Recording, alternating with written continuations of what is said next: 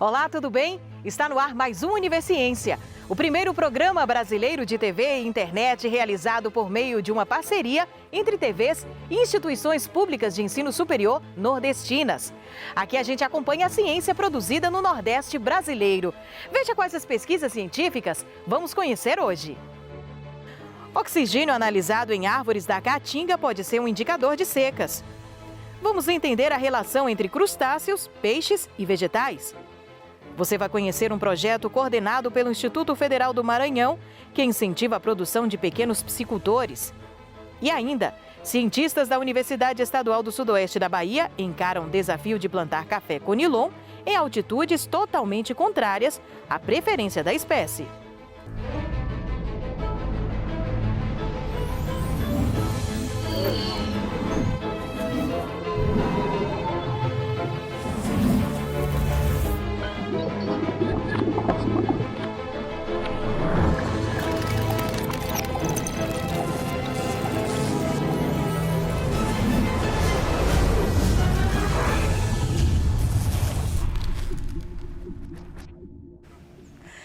Mais do que sombra, beleza, renovação do ar, as árvores podem fornecer informações importantes sobre ocorrências ambientais.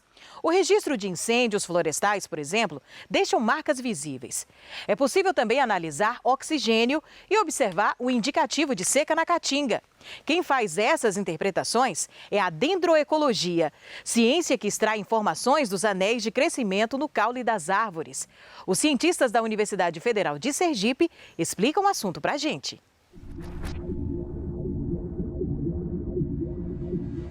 O Laboratório de Botânica, Anatomia Vegetal e Dendroecologia é um laboratório que está na Universidade Federal de Sergipe desde 2009. Trabalhamos com anéis de crescimento para estudos do meio ambiente e com anatomia vegetal, que é a base para o entendimento dos anéis de crescimento. Essa área da ciência, a dendrocronologia, ela permite estudarmos os anéis de crescimento que existem, ocorrem nas árvores, para entender o ambiente, visto que os anéis de crescimento registram as condições em que as árvores crescem no ambiente. Com isso, informações a respeito da precipitação, da luminosidade, das condições ambientais, os efeitos que o ser humano tem causado no ambiente, ficam registrados nessas estruturas anatômicas que são os anéis de crescimento. Nós vamos ao campo, coletamos um material. Normalmente é um material pequeno, uma amostra pequena como essa, que permite extrair essas informações. Nós temos que entender o ambiente para poder interpretar aquilo que a planta registrou no seu próprio crescimento. O laboratório também abriga a Xiloteca da UFES, que é uma coleção científica de madeiras. Todo o material que é coletado durante as pesquisas no campo, nas florestas, seja da Caatinga ou da Mata Atlântica do Nordeste, vem para o laboratório, passa por um processo de polimento e demais etapas, e após as análises, essas amostras vão para o acervo da Xiloteca da UFES. Esse material serve tanto para publicações científicas, assim como estudo e formação profissional dos alunos de biologia, engenharia florestal, ou visita de demais pesquisadores que queiram entender um pouco sobre a biodiversidade e identificação da madeira das espécies que ocorre aqui no Nordeste do Brasil. Principalmente em áreas do semiárido de Sergipe, temos estudado muitas populações de árvores que nos mostram as condições que a aridez proporciona para o crescimento dessas plantas. O quanto essa falta de chuva pode influenciar no crescimento destas árvores. Entre as pesquisas que são desenvolvidas aqui no laboratório, uma delas foi realizada em parceria com uma universidade alemã e a UFES, através de uma bolsa de pós-doutorado da CAPES. Nessa pesquisa, nós analisamos uma espécie de cedro, que é a Cedrela odorata, e estudamos os últimos 50 anéis de crescimento das árvores, ou seja, os últimos 50 anos. Utilizamos os isótopos de oxigênio e conseguimos mostrar que a variação dos isótopos de oxigênio que ocorre nos anéis de crescimento são influenciadas não só pelas chuvas, mas também por toda uma condição de umidade que é típica da Caatinga. Então, a temperatura do ar, a umidade relativa do ar e também o déficit hídrico do solo influenciam nessa razão isotópica do oxigênio nos anéis de crescimento. E nós conseguimos mostrar, então, que os isótopos de oxigênio das árvores da caatinga, eles servem como indicadores de variações hidrológicas dessa região. Além disso, a nossa pesquisa também mostrou que, a partir da década de 90 e especialmente dos anos 2000, as condições de seca no Nordeste, especialmente na caatinga, aumentaram muito em comparação às décadas anteriores. E isso foi registrado na razão isotópica do oxigênio que está presente na celulose das árvores. Se nós voltarmos ao passado durante décadas, podemos encontrar outros períodos com secas também prolongadas, não tão intensas ou tão prolongadas como essa que passamos recentemente. E no próximo bloco você confere um sistema que mistura o cultivo de peixes e a hidroponia. A gente volta já já.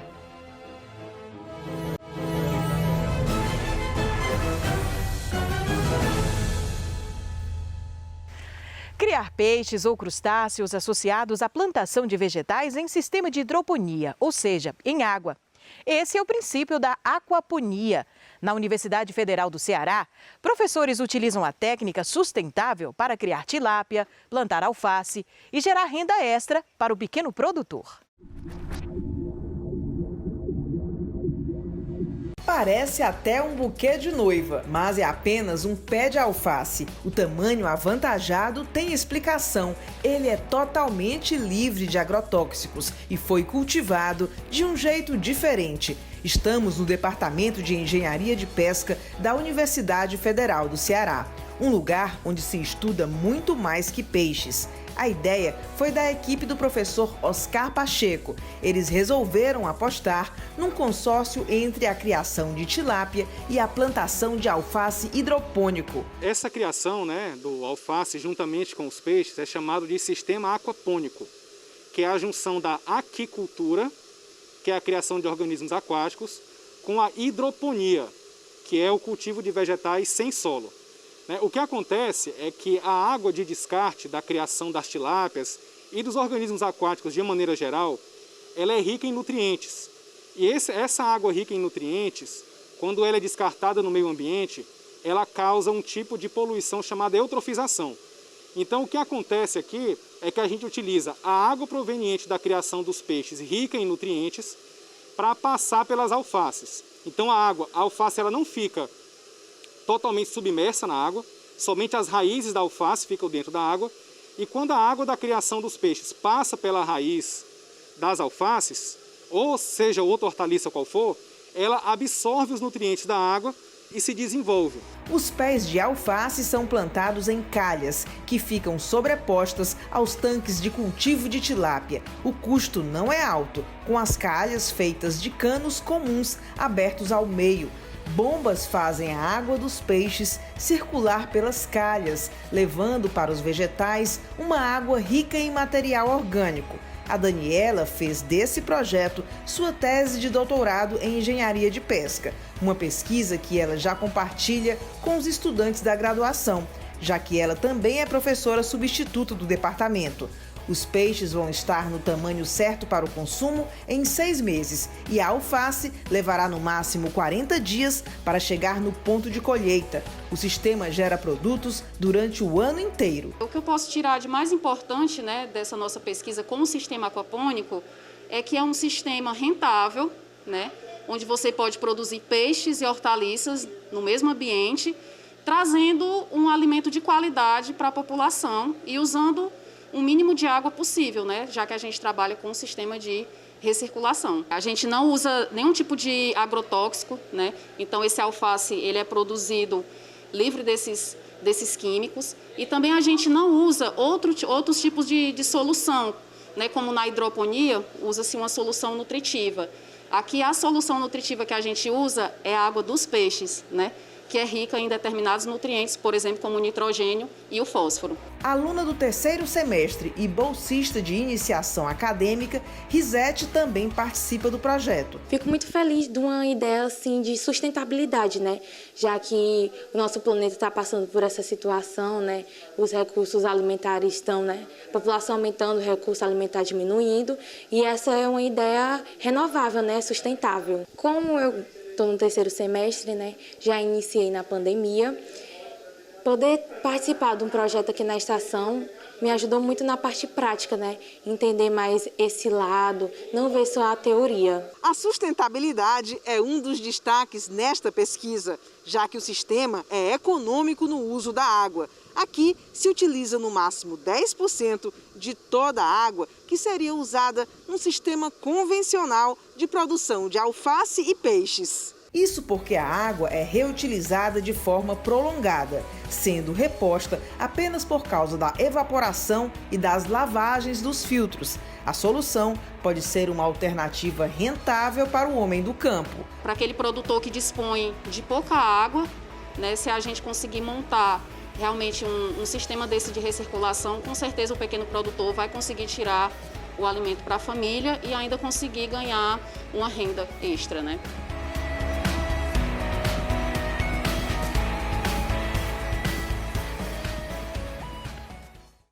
O Maranhão possui o 2º maior litoral do Brasil e uma intensa atividade pesqueira. Aproveitando esse cenário favorável, um projeto coordenado pelo Instituto Federal do Maranhão tem como objetivo amenizar o impacto da pandemia na produção pesqueira dos pequenos criadores do estado. O IFE Mais Empreendedor, desenvolvido pelo Núcleo de Maricultura Campus Maracanã, em São Luís, incentiva e auxilia a produção, servindo como campo de aprendizado para os alunos do Instituto Federal do Maranhão.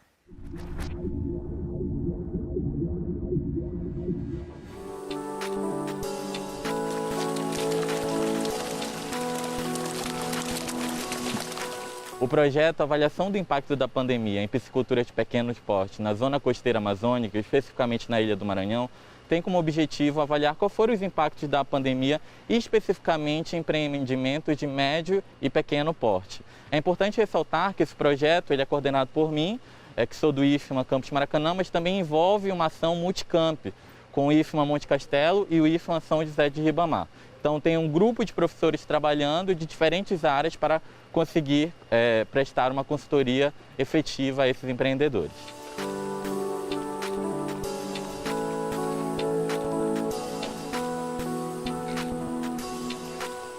Os principais impactos, né, da pandemia foram, primeiro, desde a aquisição dos alevinos, né, a ração e principalmente o suporte técnico, né? Por quê? Porque durante esse período da pandemia, poucas pessoas, poucos técnicos podiam vir aqui, poucos engenheiros podiam vir dar aqui assistência para a gente.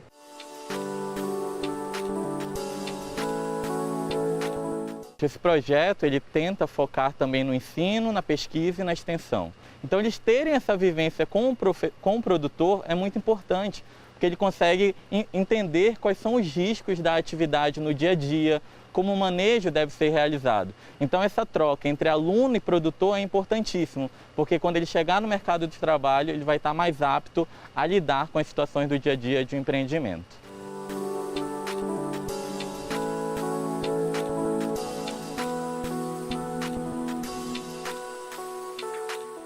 É muito importante, né? A gente na faculdade, tendo a oportunidade de estar participando de um projeto, né?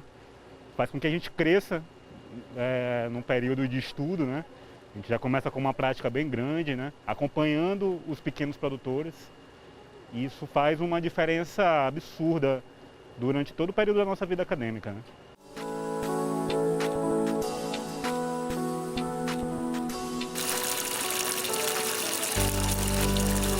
A gente só teve a ganhar com essa parceria, porque a gente como produtor, a gente tem poucas informações a respeito, né? E os alunos, eles vieram a somar, a trazer essas informações para a gente ajudar, desde a detectar pequenas dificuldades, né, que a gente venha a ter, e eles vieram identificar e a corrigir esses defeitos.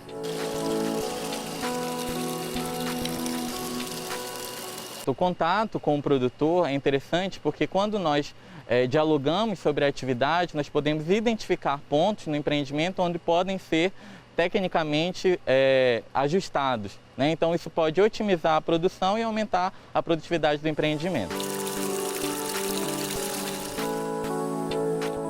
Nesse tanque aqui a gente cultiva tilápias, elas chegam na faixa de 0,2 gramas até, a gente cultiva elas até elas chegarem a 800 gramas, que é o peso que chega no nosso mercado.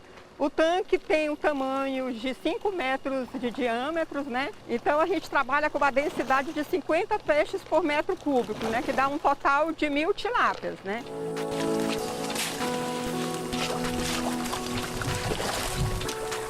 Como a gente está estudando os impactos da pandemia, né? Diretamente nas pisciculturas, o que me deixou mais surpreendido foi a forma do preço dos insumos, né?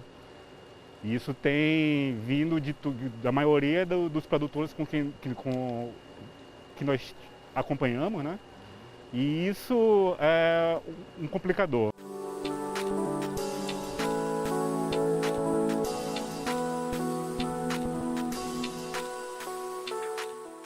É desafiador porque assim, é um meio, né, masculino, né? Então a gente tem essas dificuldades, né, de conseguir que as pessoas venham, que orientem a gente justamente por isso, né? Por ser o sexo frágil, né? Já veio mulheres aqui mesmo dizer, mas isso aqui é coisa para homem, né? Isso aqui é coisa para homem. Quando na verdade não é, e o projeto por si prova, né?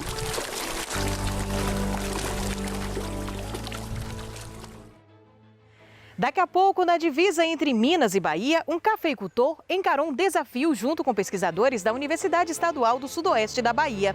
Plantar o café Conilon em uma altitude não apropriada para a espécie. Será que isso deu certo? É o que a gente confere depois do intervalo.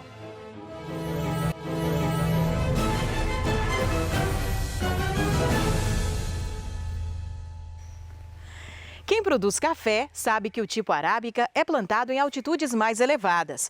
A bebida feita a partir dele é considerada nobre por sua complexidade de aroma e sabor. Já o tipo Conilon, muito utilizado no café solúvel, é produzido em regiões litorâneas. Na divisa entre Minas e Bahia, um produtor rural aceitou o desafio da Universidade Estadual do Sudoeste da Bahia para plantar o café Conilon em uma altitude não apropriada para a espécie. E a gente confere o resultado agora.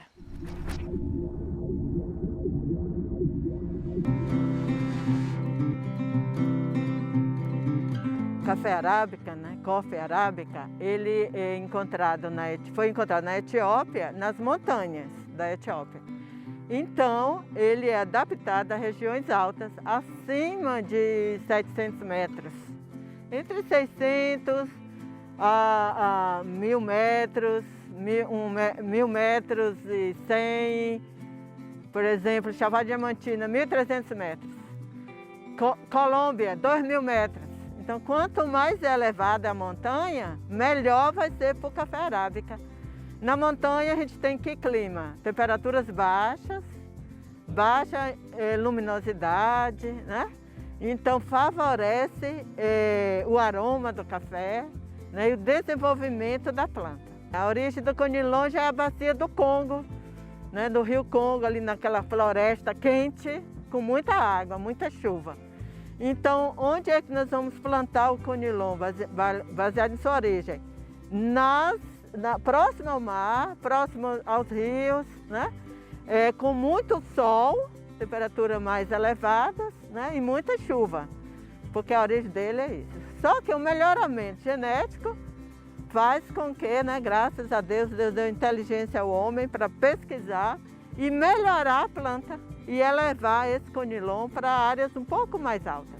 Em 2018, né, surgiu a oportunidade, eu disponibilizei essa área aqui, foi plantado em novembro, dezembro de 2018 esse café. Já fizemos a primeira colheita nele e um desenvolvimento muito bom, ele está com vigor.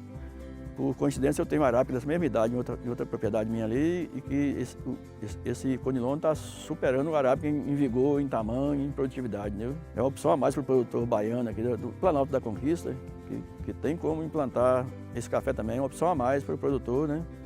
E ainda mais que nós estamos passando por essas mudanças climáticas, né, a nível de Brasil, de mundo.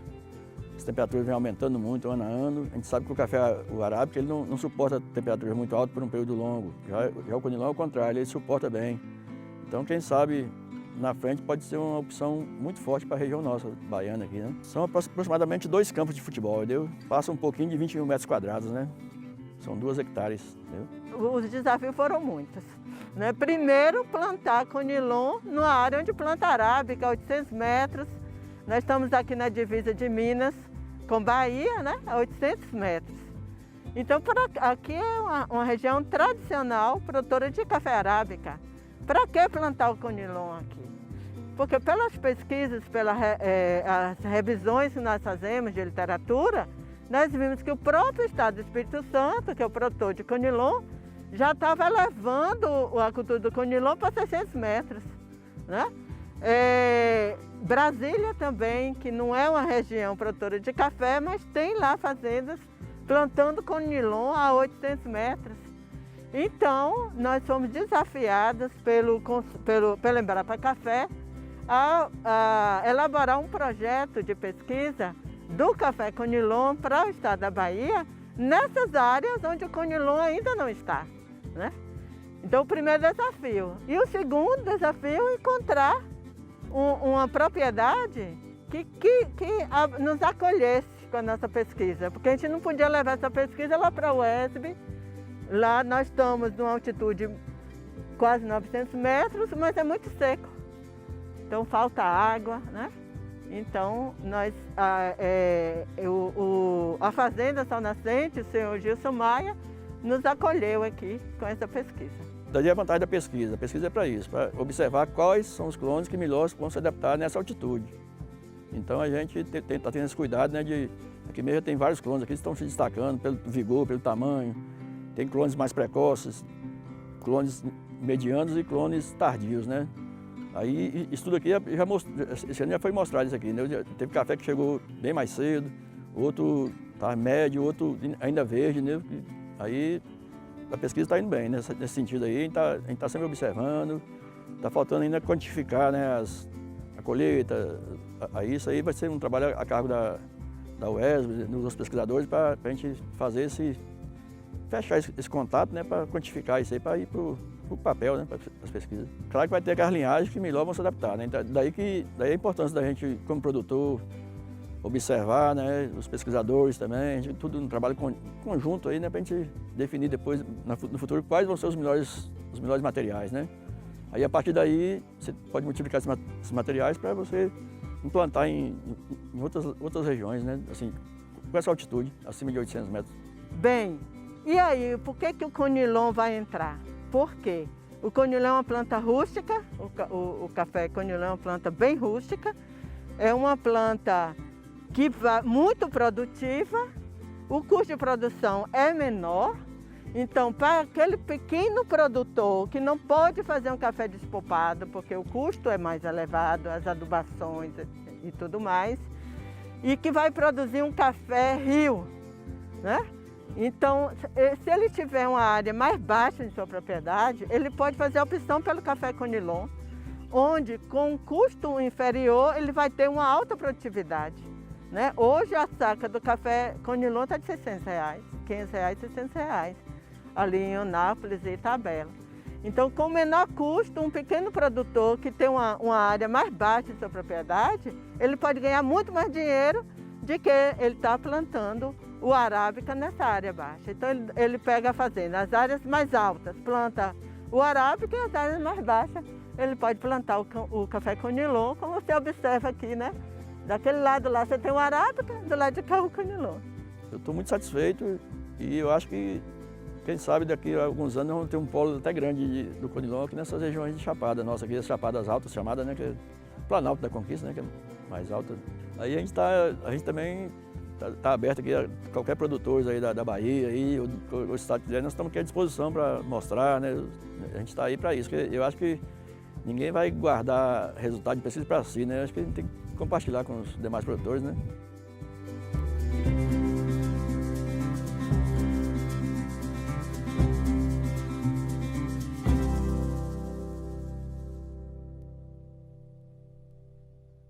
E o Universiência de hoje vai ficando por aqui. Na próxima edição, voltamos com mais pesquisas científicas do Nordeste para você. Tchau, tchau e até lá!